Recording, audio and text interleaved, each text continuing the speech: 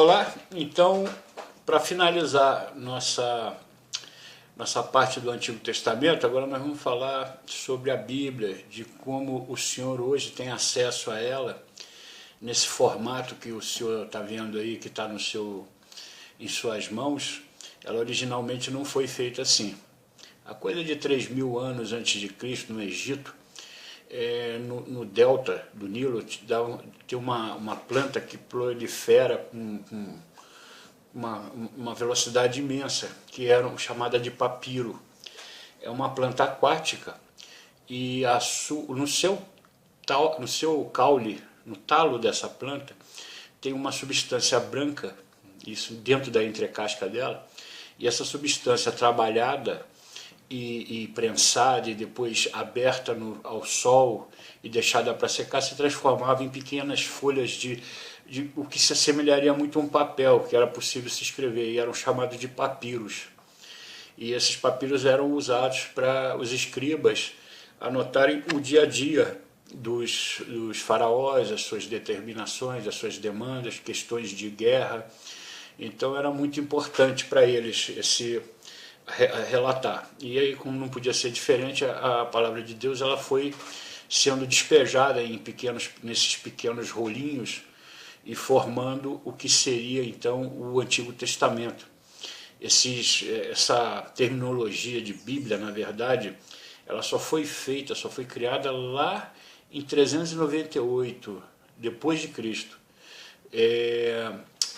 Um patriarca da igreja de Constantinopla, João Crisóstomo, ele, na hora de passar essa Bíblia do grego para o latim, então, como ele não tinha um nome para dar, ele usou esse termo Bíblia. E, na verdade, cada rolinho desse de papiro, uma folhinha, era chamada de biblion, de biblos, uma folhinha.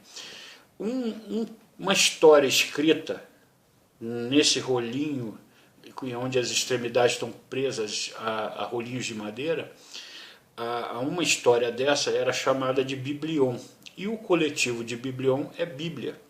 Então ele utilizou esse nome grego, Bíblia, para dar nome a alguma coisa que ele acabara de montar, que era o Antigo Testamento passado do grego para o latim, porque não tinha ainda alguma coisa surgiu e isso ficou. O termo Bíblia não aparece nas escrituras em lugar nenhum, foi só nesse momento que aconteceu e até hoje nós usamos esse nome.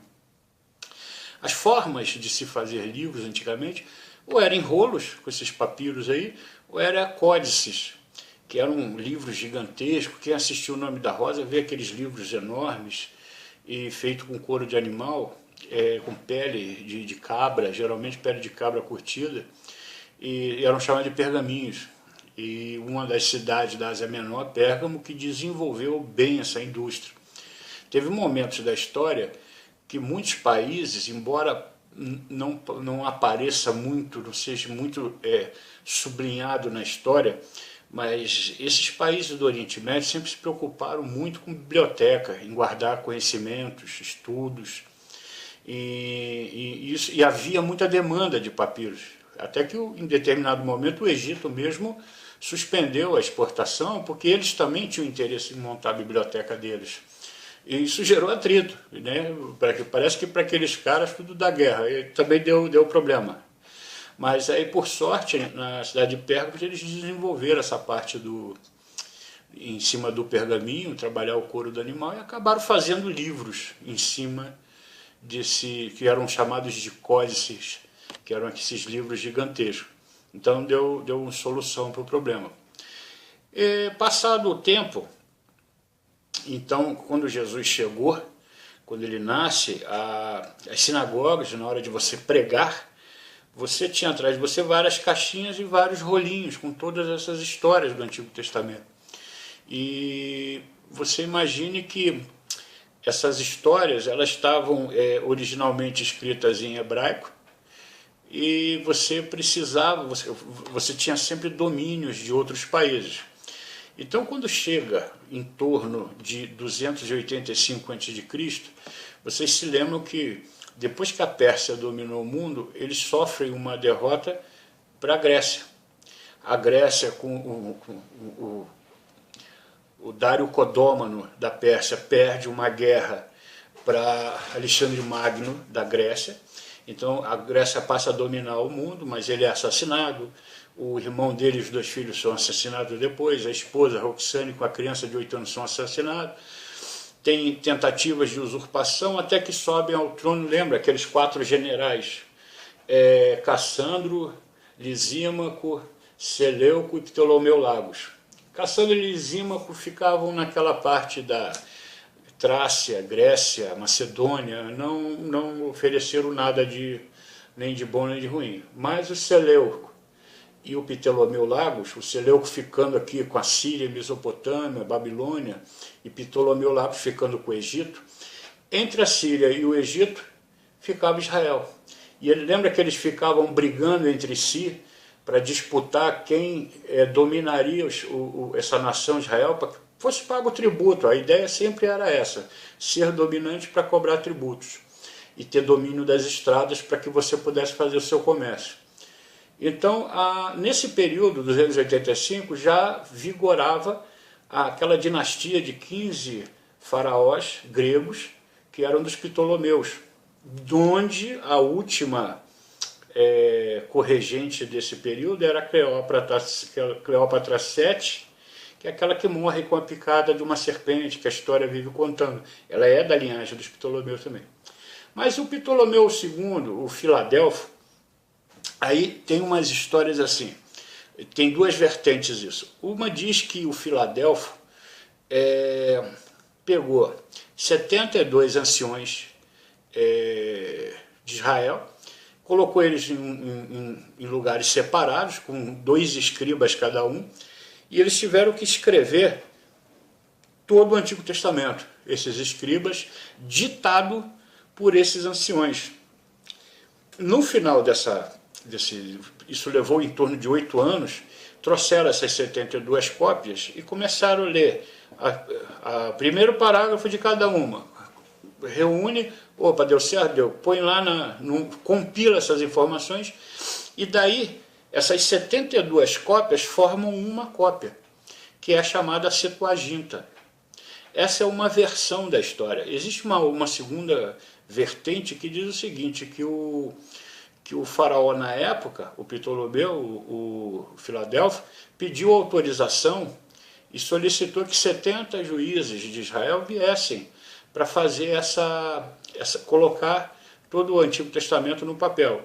Não creio que ele pedisse autorização por ser um país dominante. Eles mandavam, não perguntavam se podia, embora respeitasse muito a religião. Eu acredito que na primeira vertente seja mais real. Então, daí da Septuaginta sai a cópia do Antigo Testamento, agora grafada em grego e toda agrupada num livro, numa sequência de folhas. E essa é a primeira vez que surge a Bíblia com aquela parte do Antigo Testamento como um livro, né? Com o passar do tempo, quando Jesus nasce, é esse tipo de material que ele começa a ter acesso. Então os códices começam a ser manuseados tanto quanto os pergaminhos, e a estrutura começa a ser feita. Quando chega lá em João Crisóstomo, lá em 398, a coisa muda. Aí ele consegue passar isso para o latim, ele já tem a versão do Novo Testamento, porque aí a vinda de Jesus já se restaurou. Esses reformadores, vocês se lembram que depois da morte de Cristo, a implantação da igreja primitiva, o Império Romano perde força. Então, numa tentativa de recuperar a força do Império Romano, eles levam esses caras para uma cidade, que era a cidade de Bizâncio. E esse Bizâncio, que era o governante da época, ele cria uma cidade chamada Bizâncio, que depois vem se tornar a tal de Constantinopla. E depois, hoje, ela é chamada de Istambul, na Turquia. Mas é ali perto do Estreito de Bósforo que o Império Romano tenta se salvar, porque as pessoas já não aceitam mais eles muito como dominantes. Paralelo a eles vem o Sacro Império Romano. Então essas duas cabeças vêm surgindo. a Bíblia ela já está num formato, ela já tem uma estrutura, mas pertence à igreja. A população não tem acesso, até por questões de não aprender. A educação ela vem um pouco mais tarde. Mas o que é importante para você saber é que depois que foi montada essa nova estrutura latina do formato dessa Bíblia, algumas coisas foram mexidas. Então, quando chega lá no ano de 1250, um abade domiciliano chamado Hugo de Sancto Caro, ele divide toda a Bíblia em capítulos, porque é muito mais fácil você se referir a um número, livro e número, do que tentar guardar em que página, em que parágrafo estaria determinado assunto, uma vez que você fosse falar da palavra de Deus para alguém. E depois, em 1551, um impressor de Paris chamado Robert Stevens, ele faz a mesma coisa, só que agora em versículos. Então a Bíblia passa a ter numeração por capítulo por Hugo de Sancto Caro, e por Robert Stevens ele faz para versículo. E a Bíblia, lá em 1450, quando foi inventado o prelo, a imprensa, por Gutenberg na Alemanha, facilitou muito, porque aí esse livro começa a ser produzido. Até hoje é o livro mais produzido do mundo, é a Bíblia. Então, nesse período, a Alemanha começa a difundir mais. E o que acontece? O conhecimento fica detido na igreja. Por isso que chega lá em 1500, por que você hoje é chamado de evangélico, de protestante, não de crente? Minto, por que não católico? Por que ambos são cristãos, mas são de estruturas diferentes? Isso aconteceu porque lá por 1517, um rapaz chamado Martinho Lutero, esse Martinho Lutero era o seguinte: ele era filho de uma pessoa que trabalhava numa mina de cobre. E o pai dele sempre quis que ele fosse advogado, fosse filósofo, e ele estudou direito e tinha sua vida normal. Um belo dia, indo visitar a sua família no interior, ele passou por uma tempestade, muito raio, muita chuva, e começou a dar no chão. Ele ficou desesperado e fez uma promessa a uma santa da época, dizendo que se escapasse vivo, que ele entraria num convento e se tornaria um padre. E foi para o mosteiro, foi o que aconteceu. Ele não morreu, ele acabou indo para o mosteiro. Em pouquíssimo tempo ele dominou a Bíblia e começou a dar aula. Mas ele bate de frente com um negócio chamado indulgências. Então ele começa a ver que as coisas que ele ensinava não estavam escritas na Bíblia. Ele estava uma coisa muito mercantilista. E a questão da indulgência foi a coisa que mais chamou a atenção dele. O que era uma indulgência? O senhor imagine, o senhor e a senhora são casados, um dos senhores vem a falecer. Vamos supor que que o seu marido morre. Então, o seu marido sempre foi uma pessoa cruel, indigente, colérica, uma pessoa que fatalmente não teria o perdão de Deus segundo a concepção humana. E a senhora não, a senhora sempre foi uma pessoa caridosa, bondosa, sempre uma pessoa digna, respeitosa. Então, segundo a concepção dos padres, a senhora teria créditos no céu. A senhora teria um montante para ir para o céu e de sobra, ainda teria uma sobra. Então a questão era que eles dariam e o seu marido não estaria condenado ao fogo do inferno. Mas o padre, os arcebispos, o papa, mediante um pagamento da senhora, poderia tirar créditos da senhora e passar para o seu marido. Quando esse saldo fosse suficiente, ele automaticamente sairia do inferno e entraria do purgatório e entraria no céu. Então deixaria de sofrer o tormento no inferno. Então isso era indulgência. Bastava que a senhora pagasse, que a senhora tirava um parente seu de um sofrimento do inferno. Martinho Lutero não aceitou isso e tentou questionar, criar grupos de estudo, tentou chamar Papa, o Leão X na época, o arcebispos, para conversar sobre isso, porque não é o que está escrito. E ele acaba sendo excomungado. Isso foi no ano de 1517. Você imagine que o Brasil tinha sido descoberto há 17 anos. Portugal e Espanha, donos do mundo. ele vem e ele tenta fazer uma modificação para que as pessoas mudassem o entendimento. Ele não queria criar uma nova ordem religiosa, ele nunca quis criar uma igreja, não foi isso, ele queria que arrumasse a que ele estava. E não foi o que aconteceu, porque ele foi excomungado, ele acabou sendo excomungado, tentativas de homicídio, e ele entra numa franca guerra contra esses arcebispos, contra esse clérigo. Tem tentativas de assassinato, ele passa escondido um bom tempo, e ele começa, essas ideias dele começa a difundir na Europa, e muita gente apoia e aceita e gosta da ideia dele. E ele começa a exercer trabalhos, né, em cima disso. Um dos trabalhos que ele fazia era muito interessante. As freiras que não queriam mais ficar em convento, ele ajudava essas freiras a escaparem desses conventos e arrumava bons casamentos para elas, né? E numa dessas levas, ele conseguiu 12 freiras vieram com ele conseguiu casar 11 delas, e uma não casou. Uma dessas meninas era Catarina Vambora, o nome dessa freira, dessa moça. E essa Catarina Vambora acaba se casando com Martinho Lutero, né?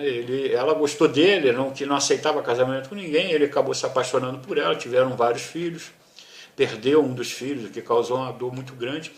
Mas a filha mais novinha foi a que suscitou descendentes para ele, né? Para o Martinho Lutero. Um desses descendentes é o Lindenburg, que foi presidente da Alemanha. Foi o Lindenburg que nomeou Hitler, embora odiasse o Hitler, não se batia com Hitler de jeito nenhum, mas por pressões políticas foi obrigado a colocar o Hitler como chanceler na Alemanha, e aí na morte dele, Hitler passou a ter todos os poderes, da onde surgiu o nazismo. Apareceram obras escritas contra os judeus, falando coisas do tipo que o judeu deveria ser colocado no teto da casa e colocado fogo na casa, deveria ter todos os seus bens tomados, e atribuíam essa literatura a Martinho Lutero, mas não era característica de Lutero esse tipo de palavra. Era uma pessoa que se aborrecia muito quando não se ia de encontro com a palavra de Deus. Então é questionável. Talvez alguém fez uma obra para jogar Martinho Lutero contra os judeus, porque Martinho Lutero também foi em cima dos judeus. Os judeus nunca aceitaram o Cristo, né? E ele entende nas 95 teses dele que a nossa salvação é pela fé, é de graça. E isso tem a ver muito com Jesus. Então, existe essa rivalidade que Hitler usava, e os nazistas usavam esse argumento que eles fizeram com os judeus, foi exatamente o que Martinho Lutero tinha dito que era para ser feito. E é uma coisa há de se questionar sobre isso. E esse movimento do Martinho Lutero, surgem as igrejas luteranas, e tem uma outra pessoa também na Inglaterra que tem um nome muito forte, que era João Calvino. Mas quando Lutero apresenta essas teses na igreja, quando ele prega e chama o pessoal para uma reunião, João Calvino tinha 8 anos de idade. Né? Calvino, que é da onde que originam as igrejas presbiterianas, ele era muito novinho. Então ele tem uma estrutura muito maior, era muito mais inteligente, não inteligente do que Lutero, ele era muito mais fino na hora de falar. Lutero era extremamente grosso, então isso passava uma má impressão. E daí surgem duas vertentes do protestantismo no mundo, que é as igrejas luteranas e as presbiterianas com João Calvino. Então daí é que surge. Mas o grande ápice, o que muda, por exemplo, a questão das igrejas, o mundo realmente ele é fruto de transformações ocasionadas por questões religiosas, porque quem criou esse mundo foi Deus, e o que rege o mundo é Deus, e são as suas coisas. Para você ter uma ideia, houve a Guerra dos 30 Anos. A Guerra dos 30 Anos, reis católicos começaram a perseguir igrejas protestantes, fechar e destruir. E uma vez em Praga, uns protestantes foram conversar com o rei Fernando II, se eu não me engano, sobre esse tipo de ações contra as igrejas, e acabaram se desentendendo. E os protestantes pegaram esses auxiliares do rei e jogou esses caras pela janela. Esse evento ficou conhecido como a defenestração de Praga. Defenestrar é atirar uma pessoa pela janela. Então, aí em 1618, você veja que Martinho Lutero escreveu isso em 1517. Em 1618, esse evento starta uma guerra dos 30 anos, que é onde muda todo o sistema da Europa, onde nós deixamos de viver num regime feudal e entra a era moderna com o capitalismo. Os reis perdendo força e os burgueses ganhando dinheiro no mercantilismo. Então o capitalismo toma a dianteira do mundo e ocorre justamente nessa guerra dos 30 anos. E a causa disso é a desavença entre católicos e protestantes. Então, não se engane quanto a isso, porque o mundo todo é regido por essa desavença ou por esse tipo de coisa. Esse termo protestante, teve o rei Carlos V, ele inaugurou uma espécie de reunião. Então, tudo que você era acusado, que você poderia ser excomungado ou morto, você teria que vir na frente do rei e dizer se você concordava com isso ou se você não concordava com isso, com o que estão dizendo de você. E o nome dessa reunião chamava-se dieta. Nessa primeira dieta que aconteceu, foi justamente sobre isso. A ideia foi trazer Martinho Lutero em frente do rei para que ele falasse, cara, estão dizendo que você é contra. Ele falou, não sou contra, eu quero que você me mostre na Bíblia onde está. Porque aqui na Bíblia não diz isso. Se vocês estão querendo me condenar por causa disso, eu não posso fazer nada. Então fazem com que ele e um grupo de pessoas assinem um documento. E eles forem assinar, olha, nós protestamos o nosso apoio a Martinho Lutero. Então o termo protestante não é porque protesta contra algo, protesta no sentido de reafirmar a sua convicção. Então, o protestante parece que tem uma coisa pejorativa, eu sou contra, estou protestando. Não tem nada a ver com isso. Está dizendo, não, eu protesto o meu apoio. O meu apoio é isso. É daí que surge o termo protestante, daí que eles são chamados de protestantes. Então, acho que as coisas são meio engraçadas. É que nem aquela historinha do 1º de abril, que todo mundo te conta que é o dia da mentira. Mas o 1º de abril, na verdade, o mundo secular fala isso, porque é a data que historiadores de todas as partes do mundo chegaram à conclusão que Jesus nasceu no dia 1º de abril. Por isso que chamam o dia 1º de abril de dia da mentira. Então o mundo secular ele é meio cruel, as coisas são apontadas de uma maneira meio diferente para você. Você imagine que, por exemplo, o foco das coisas são sempre tendenciosamente mexido. Então você tem que passar a prestar atenção e ter um senso crítico maior sobre as coisas. Você imagine que você seja vamos falar do mundo hoje, sobre a questão do Brasil, por exemplo. Você, um pai de família, mora num prédio, num apartamento, e ele recebeu o salário dele integral. Então, ao passar na portaria, ele pega metade do salário dele, isso é uma metáfora, viu, gente? E dá para o porteiro. Com a outra metade, ele sobe, senta com a família toda e fala, gente, vamos pagar as contas. Luz, água, telefone, colégio das crianças, supermercado, salário da empregada, e o dinheiro não está dando. Essa metade do salário dele não dá para pagar as despesas do apartamento. Então, todo mundo fica no foco e descobrem e dizem que o tempo que a geladeira permanece aberta é o que está levando todo o dinheiro. Então muitos projetos vêm, especialistas vêm, tudo e a televisão aponta tudo. Imagine que todo mundo se volte para essa questão. Mas em momento nenhum ninguém pergunta por que ele deixou metade do salário para o porteiro. Porque se tivesse trazido o salário inteiro, você teria pago as suas despesas.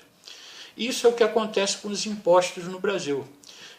Da maior carga tributária do planeta, metade vão para bancos, porque não se sabe, ou sempre que você perguntar vai ter uma explicação plausível, sempre virá um economista falar de superávit primário, porque os títulos da dívida pública, e no frigir dos ovos, metade dos impostos vão para banqueiros, os filhos vivem em hotéis em Dubai comendo lagosta e andando de jet ski, e nós temos que pagar toda a dívida pública com metade da arrecadação, da maior arrecadação do planeta. E a televisão sempre aponta para a questão da porta da geladeira, né? Vamos tentar colocar assim, então nunca se chega a conclusão nenhuma. Se você tiver a oportunidade, dá uma pesquisada sobre a Finlândia. Como é a Finlândia? Da década de 60 até hoje, como ela está hoje. E o que ela fez. Então, você tem que ter um senso de discernimento sobre as coisas. Procure as pessoas da igreja, procure os seus amigos, pessoas que você considera honestas, íntegras, troque ideias, se envolva mais com as coisas do dia a dia do nosso mundo, do nosso país. É muito importante que se faça isso. Então, aqui nós finalizamos toda essa sequência. Aos jovens, que geralmente o jovem diz o seguinte: olha, eu não vou virar evangélico, primeiro eu tenho muito que curtir a vida, eu tenho que aproveitar a vida. E para você eu quero dizer uma coisa para você pensar: você jamais vai aproveitar a vida enquanto você não tiver alguma coisa pelo que morrer. Entendeu? Enquanto você não tiver uma coisa que você ame de verdade, você jamais vai aproveitar a vida. Então não perca seu tempo, entrega a sua vida para Deus, e pode ter certeza do que eu estou te falando. Deus está aqui, Ele está próximo, Ele controla nossas ações e deixa esse livre-arbítrio, o que é torturante para nós. Porque nós temos que tomar a decisão e nos voltarmos para Ele. Aí sim, quando a gente se volta para Ele, todas as coisas à sua volta começam a mudar, seja lá o que for. Foi um prazer tê-los comigo. Espero que tenha sido útil o que eu falei. Procurem seus pastores para estudarem, desenvolverem-se mais, guardem a palavra de Deus. Agora que vocês sabem o funcionamento do Antigo Testamento, se dediquem mais a ele. Procure ler mais com carinho. As histórias são super interessantes, as coisas que aconteceram com a humanidade até hoje é extremamente importante e interessante, são coisas que passou pelo controle de Deus. A Bíblia é o livro inspirado por Deus, e tudo que nós temos que fazer é guardar isso no nosso coração, tá bom? Um grande abraço a todos.